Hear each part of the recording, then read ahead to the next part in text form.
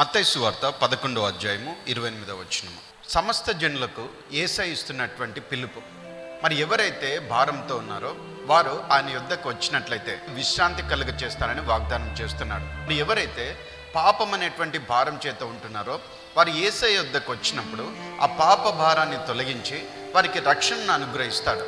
మరి అంత మాత్రమే కాదు, రక్షించబడినటువంటి విశ్వాసులు కూడా కొన్నిసార్లు కొన్ని విషయాల్లో దేవునికి ఆ భారంను అప్పగించకుండా వారే సొంతంగా ఆ భారమును వాళ్ళు భరిస్తూ వారు ఇబ్బంది పడుతూ ఉంటారు. దేవుని మీద సంపూర్ణమైనటువంటి విశ్వాసాన్ని కలిగి ఉండకుండా తామే ప్రయత్నం చేస్తూ ఇబ్బంది పడుతూ ఉంటారు.